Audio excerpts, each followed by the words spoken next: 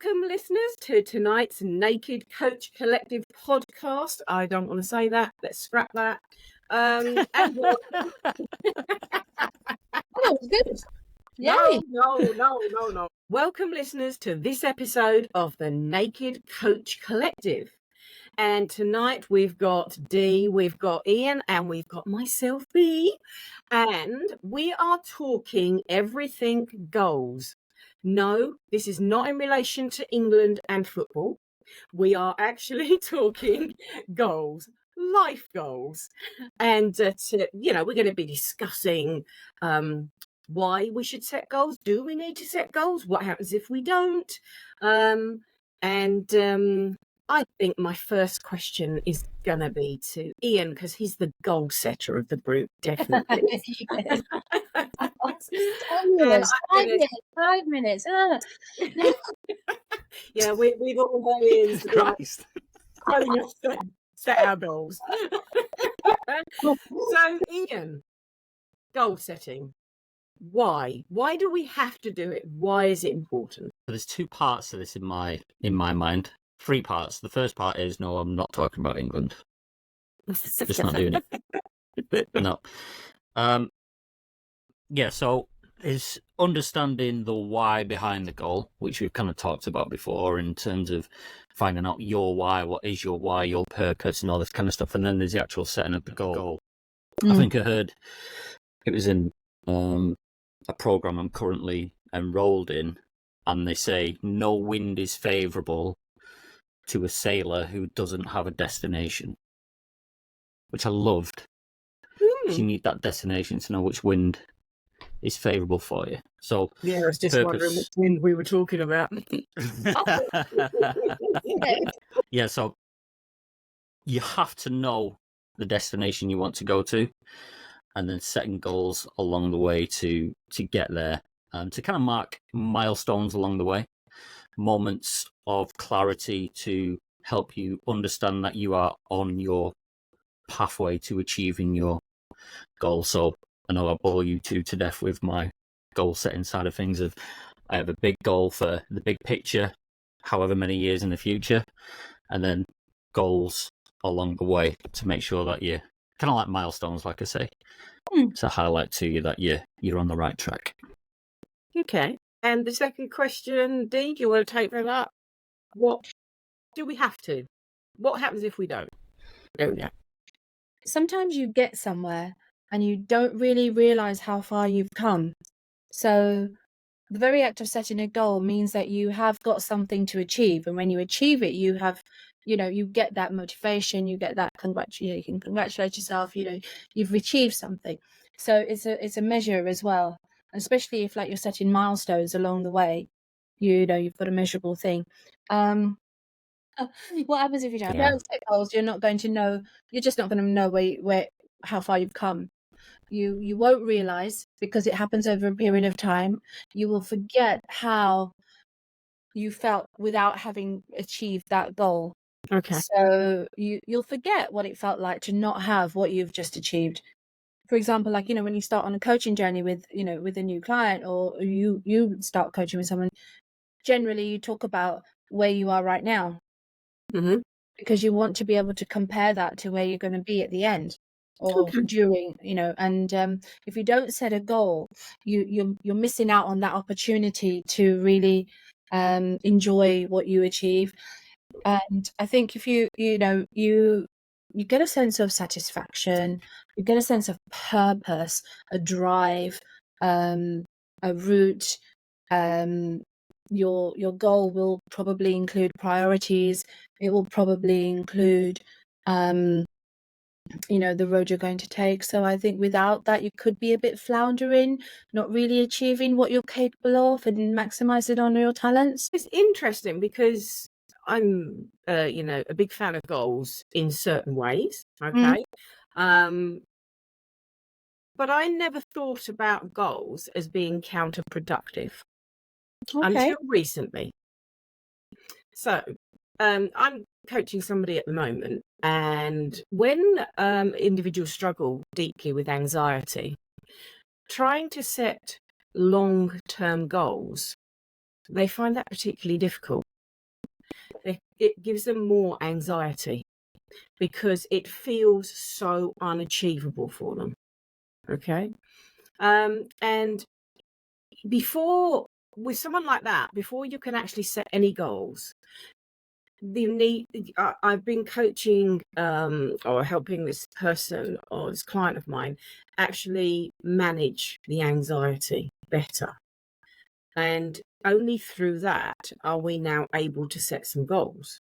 But those goals are still quite short term because that's what it still feels a little uncomfortable because as we talk about in coaching, you do need to get a little bit uncomfortable. It's no good, setting comfortable goals, but you do need to feel a little uncomfortable about them. But I found that I can't do too much, too fast, too quick, or too further away. And it's been quite an interesting transition for me. Because I don't usually, coach in anxiety, but it has just come up as part of what I'm doing. And it's actually made me realize that sometimes for me, when I set the big goals, okay, the sort of the bigger picture, we talk about the sort of 3 months, 6 month, 9 month, 12 month in coaching a lot, because that's sort of like the next goals as such. But then we talk about the 5 and the 10 years. And I think for me, sometimes doing anything too far ahead, doing anything that requires quite a lot of steps to get there, if I feel like I'm falling behind on the way, it gives me a bit of a negative feeling rather than that positive stretch feeling. Does that make sense? I can see Ian nodding there. Yeah, sorry, I was just on mute because I was just coughing my guts up. But yes, that makes absolute sense. Yeah. So sorry, go on. I absolutely agree with goals, absolutely 100%. But I do think it's dependent on the person and the way they are with goals as to how you actually set them, and how far, how uncomfortable you push. But I think you're right. You do need them. You do need direction, and goals give you direction, but they also give you that when you achieve them, like Dee said, what I think with goals is you can actually reflect back and go, God, I done that. I started there and now I'm here, which is absolutely fabulous. But I think to the extent you set them, and Ian, I know you're a big fan of big goals, the really unobtainable. I think for some people that's just too. Yeah, absolutely. And one thing I've started to go through now is I obviously break things down, but realize that it can get overwhelming with the amount of stuff that is there for people to do. Yes. So what I'd rather focus on when I'm in sessions with clients now is, yes, we've got the big impossible dream, but don't worry about the how to get there at the minute in terms of setting those goals. But also just on goals specifically, I think setting goals that are achievable in the short term helps you to create that confidence that you are the kind of person that achieves your goals. Yes. So making sure you set achievable goals just starts to change the mindset that I am someone who can achieve goals. So then that will then allow you to create bigger goals. Yeah, that's really good. It's really important. I think what I would just add to that is that, your goals don't have to be set in stone. You can. So if your lady, your person who is has anxiety around goal setting, I think it's really important that the person for whom the goal is being set is the one who is pushing how far they want to go with it in alignment with what they say they want to achieve. And then as you go through a period of time, they can be reviewed. Oh yeah. So, regular reviewing. Well, okay, so we set a 2-week goal, even a short goal or even a week or whatever, a very short goal for someone who's really like that.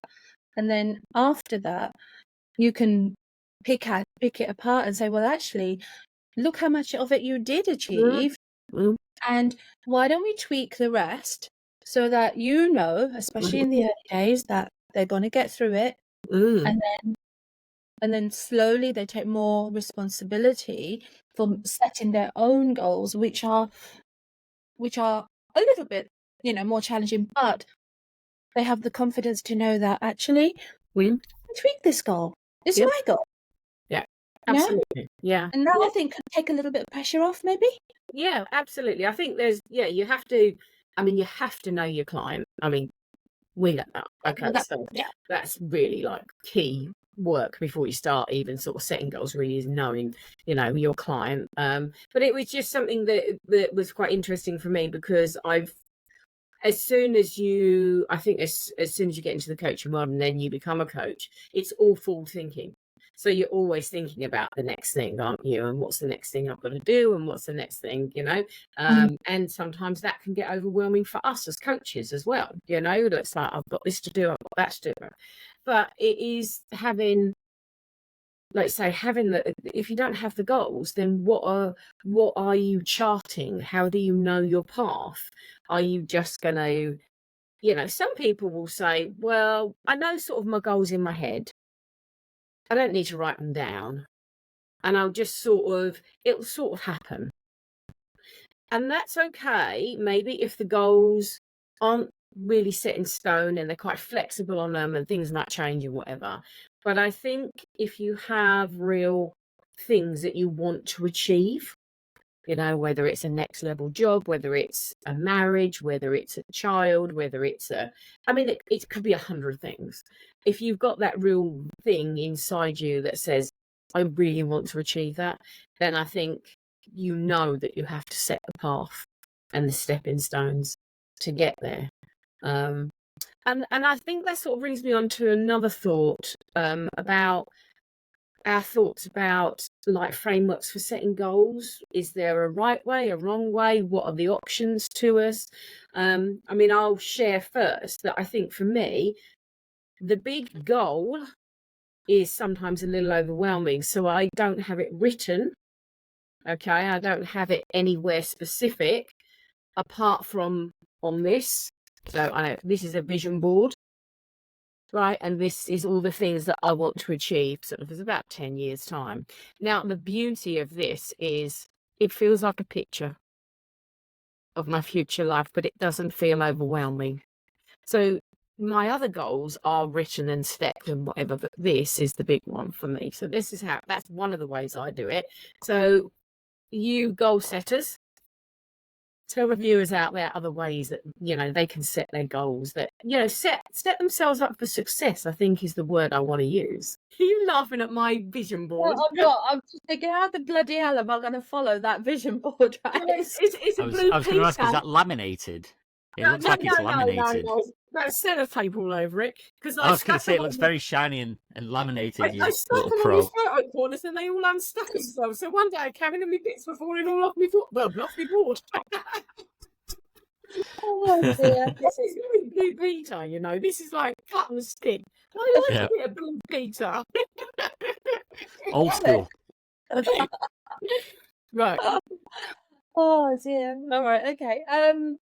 Okay. So I think there's a few ways you can set goals, and I don't know if we sort of need to go into things like, the GROW model and SMART goals and that sort of thing, because I think they're pretty well documented. Thinking more about things that could help, like what we could use, whether it's programs, is there something out there, whether it's a Trello board that we often use, or how people can, the options, depending on whether you're computer literate or Blue Peter like me, or Are we talking kind of support system for you around the goals here? Yeah. So how you set them, so if you've got an idea in your head, where can you put that down in paper?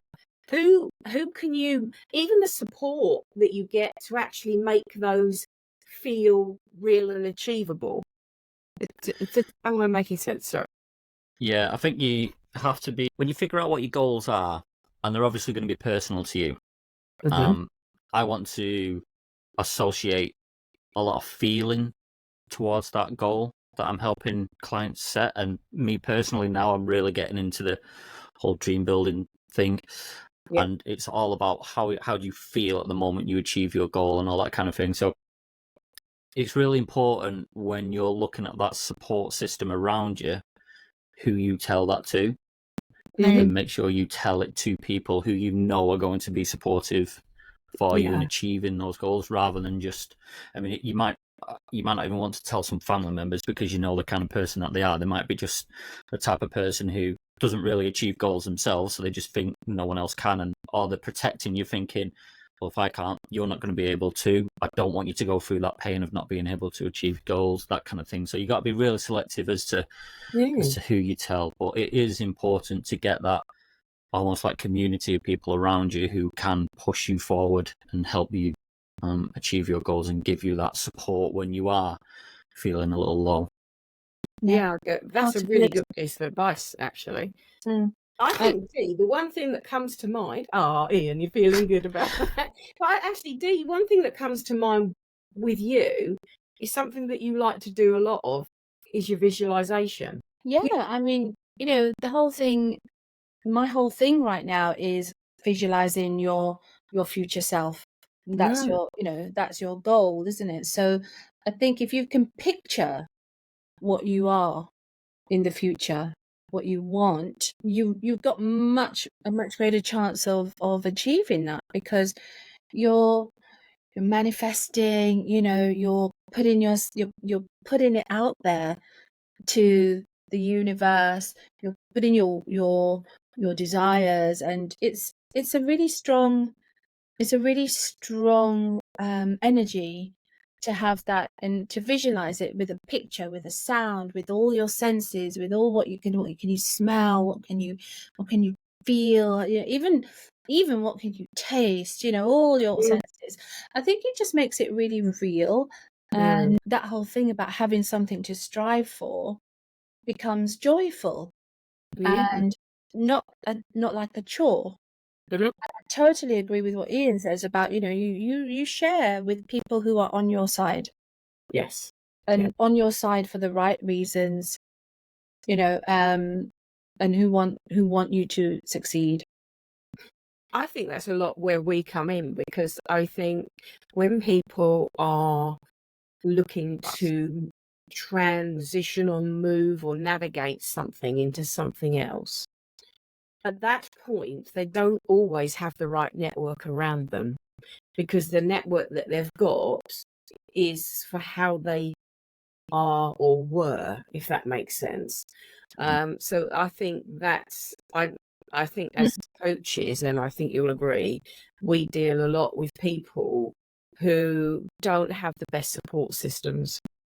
You touched on it there, because you said, they how they were. So people, when you're as a person developing yourself, Yeah. and you've got yourself a coach, you're reading books, and you're developing your own. If you're leaving people behind, or they're not doing the same sort of thing for themselves while you are, it's very difficult it can be difficult for them to understand you and your energy and your vibrancy and what you're doing. So it is really important to sort of know your audience and know your surroundings well, like that. And it's not a bad thing. Everybody has their own journey. And I don't, and that people can not be doing the same thing as you and still be great supporters. Yes, absolutely. It's about, as long as they want what's best for you, or not what's best for you, sorry, as long as they understand your vision and understand how important it is to you, that's that's all you need from them. You don't need them to tell you how to get there, or you just need them to go, okay, I totally get it. I know how important it's to you. I may not understand your journey because it's not the journey I want to take, but I'm more than happy to be here for you. That kind of I think you just hit the nail on the head when you said, as long as they understand how important it is to you. Because if you're just talking about a big dream, people are like, oh, well, yeah. But then when you explain how important this is to you and you're committing to achieving that goal, then they're more likely to be supportive as well. Absolutely. Absolutely. So, okay, so Ian, we're going to ask you, and I'll ask Dale and myself. Ian, how do you set your goals? What's your process? So for my kind of big goal, Oh, I've written out a vision of what I want. mhm. In there, I've included how I will feel at the time, where I am and what I'm doing. And this is for different elements. So it's my kind of love and relationships, my health, my kind of leisure time, Yeah. time and money freedom, and career moving forward. And I've written a vision statement for myself as to what that is, essentially kind of going into as much detail and specific detail as I possibly can to Yeah. try and start to create that picture which Dee was talking about, Mhm. in terms of having that vision. And I've started practicing reading it every morning and every evening. So reading it twice a day, at least twice a day. And it's just building it up and building it up more and more. So it's more and more of a, okay, this is happening. And in terms of progressing on that as well, it's not just set in stone as that's what it is. So I'm constantly adding little things to it, or maybe changing a couple of little details here and there. But when I say I'm going into detail, I'm literally saying, okay, what does my house actually look like? What does it feel like when I'm walking through that house? How does it open up onto the garden and the lake view? All this kind of stuff. You need to get into as specific detail as possible around that vision, which Dee was talking about. And one thing I really like about mine is the sound. And when I was writing out the sound, because as we all know, I've talked about in my kind of 9 to 5, it's just a fog of noise in my head, and my head is literally buzzing. And when I'm talking about the sound now, it's just literally sat in the garden, and it's just peace and quiet, and you can just hear birds and maybe the wind, nothing else. It's great. And honestly, even just imagining it gives such a nice feeling and kind of just lifts the spirit. And so that is what I've done in terms of the big picture idea that we were talking about. And as I mentioned earlier, I kind of said, don't worry about how to get there initially, just think of what that big picture is. Well, now I'm starting not to worry about how to get there, but start to kind of tap into, okay, so what steps do I need to take to now head in that direction? What steps do I need to take to now head in the direction of having better health and whatever? What steps do I need to take to have that time and money freedom, which I wrote down in that vision, and then take those steps to progress to. Very nice. Very good. What about you, Dee? Actually, very similar in the sense that I've recently started to do it in that sort of way. You know, before then, I've always been well, what do I want and how do I get there kind of girl. So starting, working backwards. So I just sort of think about the end result. So it just makes everything. And I break down into small steps. It's so easy to get overwhelmed by a big, massive goal at the end of it. But if you then break it down into really sort of very, very achievable things, then it takes that overwhelm away. It just does, because like Ian saying, he's visualizing it and reading his notes every day. Right. I mean, I really think I might try that, because I don't. And I almost, it's like a film that runs over in my head all the time, but I'm not been reading it, so I know my goal and I think about it and think about it before I go to sleep and wake up. And it's playing, but I'm not really reading it, and I think that'll add a whole extra dimension to it, which I'm actually quite excited to try out. Ooh. Thanks, Ian. You're welcome. Thank you. The 369 rule. The 369 Sorry, months? Is it months? No, 369. Okay, so this can work with any kind of vision, goal, affirmation, whatever it is. Okay. So the idea behind it is that you choose your whatever it is. Okay. Whether it's an affirmation, whether it's a vision, whatever it is. And in the morning, first thing, when your brain is open and ready, okay, because it is, that's the first part of the day, you say it 3 times, you write it down 3 times. Okay. You do it again in the afternoon 6 times. Okay, because by that time you've done a morning of whatever you've been doing, it's gone out of your head.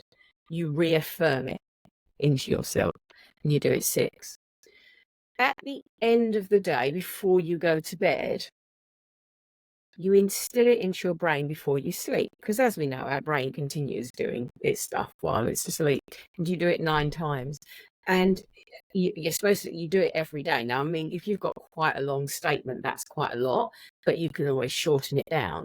But it's called the 369 rule. Look it up, and it's proven and tried and tested that it actually brings results quicker. Because your brain, you're reprogramming your brain to tell it this is what you want, and it works really well with that. How big a goal are we talking here? Is it like a short-term You thing? can use it for, it's just a 369 rule. They use it a lot for affirmation work. Okay, so when you're telling yourself you can achieve, or you're telling yourself that you are worth it, all those things. But you can use it for anything that you are trying to achieve. Like it. So just Nice. something I thought I'd share. Yeah, so in terms of my goal setting, so interestingly, I think I may have set my goals now since I started coaching 3 or 4 times, possibly. And I haven't deleted any. Part of me wanted to, part of me is quite interested in the journey, because some people's goals might start here, go here in an exact straight line, and everything works out perfectly. Okay. Show me that person. Yeah, exactly. But I'm going to be honest, the reason I kept it is because I've realised that every time I've reset them, I've grown and I've changed slightly. So my first one, I got about here. I don't know, about here. And then I went backwards. Then I got about here. Then I went backwards. Then I got here. And now do you see what I'm trying to say? So each time I redefine them, and this is why I would say that goals, like Dee said, don't set them in stone. Be open to options, okay? Because something might come up that's not exactly that, but it is something that you then think, well, actually, that would work really well because X, Y, and Z. So, yeah, so I'm going to say that because, and it's been almost because of my journey, but also sometimes listening to other people when I shouldn't. Okay. And that's, when I started on something, then thought, do you know what, this just doesn't feel aligned. I don't feel, this is not comfortable with me. It's not working for me or whatever. And that's what leads me into what I'm going to say next, actually. I mean, I do have Trello boards, as I think I've got, God knows how many of them now, but that's absolutely fine because, there's always a latest work in progress. But my bigger dream does come in the form of that. And Ian says he sort of visualizes it and sees it and feels it and whatever. I only have to look at that board to know that it feels sun, that I'm eating a Greek salad, that I can smell the sea. But do you know what I mean? It's there on that board. I don't need to sort of like quantify it, I suppose. And, there's one of the jobs that I'm doing is on there, kind of thing. But I was just got me to thinking, how easy is it, do you think, for people without a coach to set what are truly their goals and they're not someone else's, or a vision of what someone else has for them? I think it's difficult. Depends on the person, obviously, but I think the majority of people it'd be difficult because they've likely never sat down and thought about what they truly want, and then when they've come up with an answer, if they have, they've never had anyone poke at it and say, "Tell me more about that." And we are influenced all the time, aren't we, by other people and other things that come along, and we see other people's journeys and think, or maybe we should do that. Exactly. And I just wonder how, how easy goal setting is if you haven't got the right person on your side. Yeah, exactly. Because someone could say they want something, and then you turn around and say, "Well, why?" Mm. And you can dig a couple of, I don't know, 3-4 layers deep, and they'll say, "Well, that's just what you're supposed to do." It's like, well, who tells you you're supposed to do that? Society, my mum, my dad, and then you realise actually that's not what I want. It's what my parents want. Yeah. And this is where goals, I think, get muddy. This I wanted to bring this in because I've been thinking about this earlier, and how aligned are people's goals with what they truly want. Yeah, and that's why I always talk about trying to figure out what your core values are behind what it is that you want, and because that's where you'll be able to dig deep and find out why you want that goal. I do think it's possible to go for goal creation, making your goals without a coach as well. I don't think it's the only way, because it is difficult, but there's a lot of information out there. You can Google, you can get books, you can you can dig deeper and do some self reflection and that sort of thing. I think a lot of people will get a benefit of a coach by having someone who they know they trust, and they are on their side, and that they are supporting them wholeheartedly. And sometimes even the strongest of people could need someone just to say, yeah, mate, you're doing the right thing, you're on the right track. And that, I think, has a lot of value when you're in a relationship, when you're having a relationship with a coach, that they are supporting you and asking you those questions about, like Ian was saying, why? Well, why? Well, why? Why? Why do you want that? But it's possible. And going back a little way as well about the coaching, about the goals that you set, they aren't set in stone, because actually, as you progress through your route and your path of goals, you are also changing. You are developing and becoming a different person because you've had those goals, and therefore you may well need to change those goals, the future ones, the ones that are a little bit further away. So, I mean, having somebody that you can discuss that with is great, but if you can't, then there's a lot out there that you can. It's a will thing as well, there's a lot of self-help available, and Just kind of touching on not that, saying don't and get a coach, guys. just touching on that, and why I kind of mentioned it depends on the person, is because there's people who I've coached who have coached themselves already quite well. I cannot do that. I need someone to be able to ask me questions. Doing it myself just doesn't work. I just cannot do it. I could literally look at the questions written down in front of me. Yeah. And I just wouldn't be able to do it. Whereas if I'm talking with somebody, then I don't know why, it just works. What it is?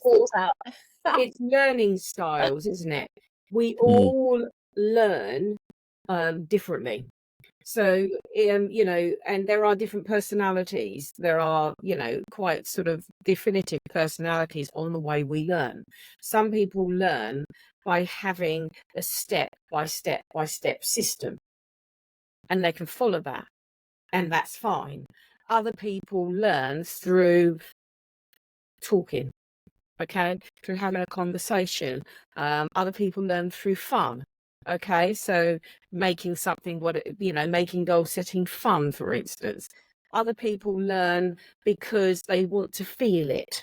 It's a feeling, it's a heart feeling that you have inside. Other people learn because they're go-getters and they just want to go, right, okay, so if I do that, I'm going to get that, and that's going to make that. That's absolutely fine.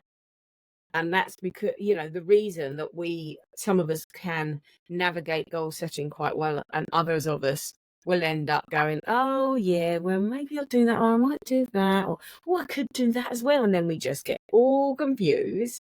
And then we go, oh, well, I better fucking be bothered with this. And I think the other thing to work on, and it's something that you can work on, there's lots of stuff out there in this, and it's some things I work on with my clients, is listening to your intuition. Because Yeah. if you set a path for your goals and you're going forward, if you listen to your intuition, you'll know when something's a little off key. So you might have said, right, that's the next thing. And you get there and you're doing it and it's just not seating well with you. It's just not feeling right. If you can tap into that intuition, you'll know if that needs to be slightly changed at that point.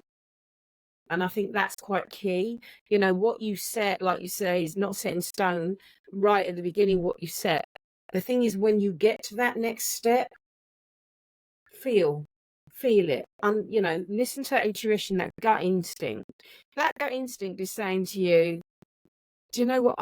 I know you set this, but I'm not feeling it. And I feel there's a better way. That's when you need to listen to yourself, I think. And you know, you can soundboard that with somebody, of course you can. But I do think we all have intuition. We just don't listen to it enough. I think we're not, you know, we're discouraged, you know, as young people, as children, and we're discouraged to listen to our intuition because safety comes into play, or you know, we're stopped from falling over, and we protect our children from having from bumps and things, and really, you know, we're not giving them the opportunity to use their intuition to protect themselves, which they probably would, and it's knocked out of us, just by society and life and well-meaning people who are trying to look after you. So yeah, I And think I there would be think it's not, we forget because we get so involved in the noise of life. yeah. And like Ian said, you know, your days are filled with noise. Mine very similar. And I have to now, part of my routine, morning routine, has to include my grounding and my meditation because I need that space and that peace to be able to start the day in the best way. Because otherwise I'm going into the day already full of noise, if that makes sense. And that's the time when, if anything comes up, if anything's been stuck and I'm not sure or whatever, that will be the time that it comes up, is when I create that space for myself, that quiet. Very good. Okay. So, is that goal setting done for tonight? Any other questions? Any other thoughts? No. No? Well done, me. Okay. Well, for all You of should vote you, more often, B. Yeah. for all of you go-getters and you goal setters, you know, use your intuition. Think about what you want. If you're ready to go for the big picture, map it out. Then start your small steps. But you know what? For those of you that find it too much, just do a week ahead. Just do a week ahead. Just think about what you've got to achieve this week. Actually, I'm going to rephrase that, not got to, what you would to. It's being Because mindful. we ain't got to do anything. What we want to do, okay? And just start like that. So you can start really small. Don't get overwhelmed. Or if you are the person that's like, I'm gonna do this, I know what I want, and I'm going for it, go for it. I find you, okay? Because for someone like me, I'm definitely a few weeks ahead at a time at the moment. But someone like Ian, you're a go-getter. Go get him, But- Tiger. Oh my But whatever you do, have goals, have things to achieve. Because when you do it, the feeling is freaking amazing. And it will tell you that you absolutely can do anything you set your mind to. And I'm going to leave it there, guys. Before we do, next week, listeners, tune in for one of our launch guests where we are putting out the whole episode. So as part of the launch of the podcast, the first 8 episodes, the interviews that we did were all shortened down to 15, 20 minutes. But we're now releasing the launch guest episodes in full. So look out for that next week. And remember, folks, Okay, so until next time, be there. be there. and be naked. Ooh. And that's a wrap.